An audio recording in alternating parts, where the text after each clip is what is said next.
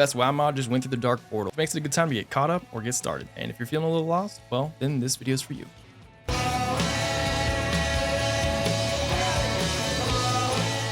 I was having a conversation with a friend over the weekend, and he really wanted to get into Project Ascension, but was kind of overwhelmed by all the choices and the options and the enchants. And I think there are a lot of people out there like that. So with the release of Burning Crusade, makes it a great time to jump on in. So hopefully you found this video helpful, informative, and you can join in on this wonderful, random, classless mess we got going on. But first things first, I know I just said classless WoW, but it's not really classless. The classes are baked into these 100 plus legendary enchants that will completely customize, revamp, and alter some skills and really make an interesting playstyle. Which leads me into my first tip for the video. Find a legendary. What I like to do here is take a skill that you like, either the way it looks, it feels, it plays. I'm gonna do Ice Lance. This is gonna narrow down the enchant search here to show what legendary enchants or builds use Ice Lance. So for instance, Ice Barrage, you know, if I'm feeling very like unoriginal and want to do like a shatter combo character, which I do like, use something like Ice Barrage for those big shatters.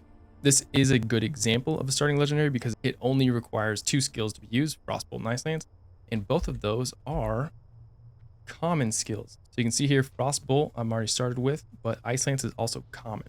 The rarity of cards is important to understand, and we'll segue into my next tip, which is card rarity. So when drafting your build, each card has a weight to it, reflecting WoW's rarity system from uncommon, rare, epic, and legendary, green, blue, purple, orange.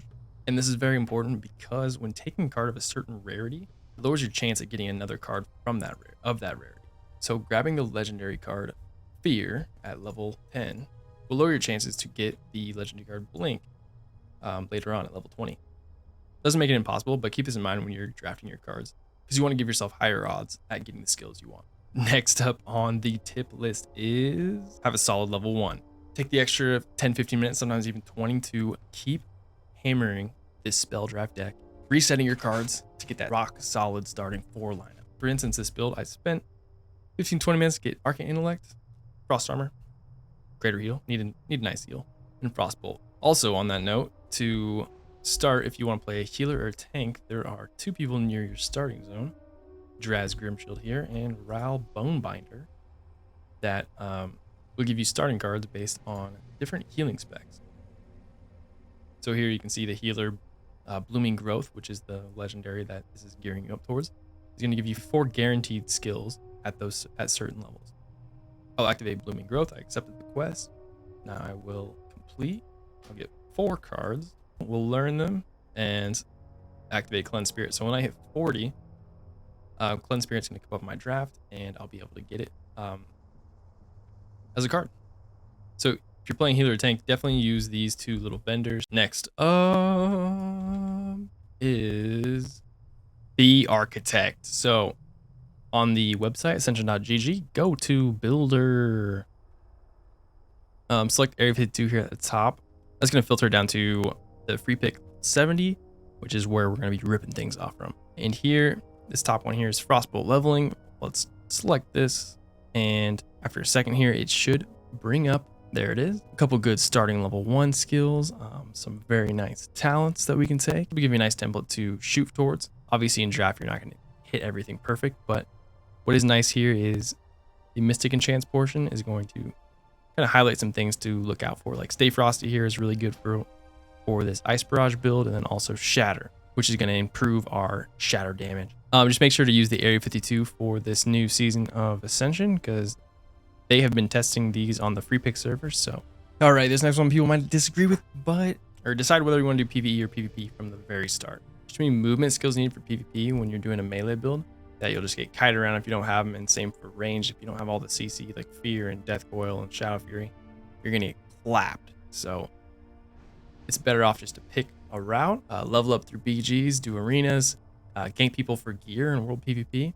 If you are a PvE Mythic Plus Giga Chat, you can go that route and do some Ascended raiding. It is all part of the game, and there's a ton of content either way. So you pick what legendary you want to do. You get a solid level 1 draft, and you've double checked what builds you want to play through that architect, but during leveling, your draft was a little unlucky. Look, it happens. It's all part of the fun. There are a couple systems in place here in Ascension that will help you correct your bad draft. First one being Hands of Fate. And I switched over to my Alliance character so I could show you. Hands of Fate are a 3-card draft where you substitute out one of your already known skills. And this is a good time to hammer on the previous tip in regards to card rarities.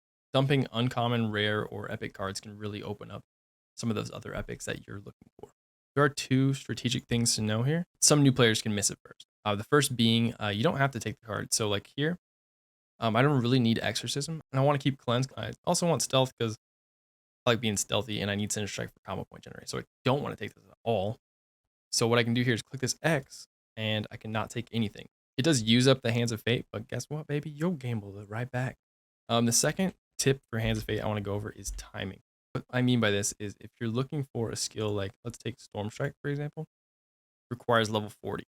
So when I'm leveling and I hit level 40, the pools of spells is going to be smaller at 40 than it is at 50. If you really need Storm Strike, you want to hit 40, go cash into Silas, get all your Hands of Fate, and spin all you want.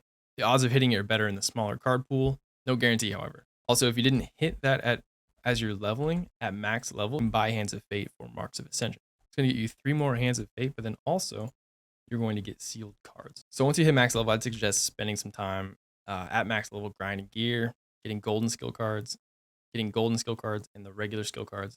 So that way you have a big choice your next time through on your prestige. Last and final tip is in regards to making gold.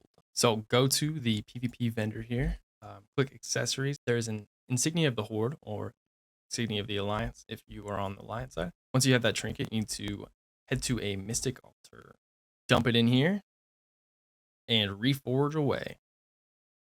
And basically, this is the lottery here. You're going to spin until you get something worthwhile. Hopefully, it does real quick for the sake of the video, but if not, it's going to be annoying to edit this part. Hot hands. I can either extract this and save this for a different build, or I can take it to the auction house and sell this insignia, and then somebody else can extract it. That's kind of how people buy and sell enchants. That's it. A few quick tips to get started.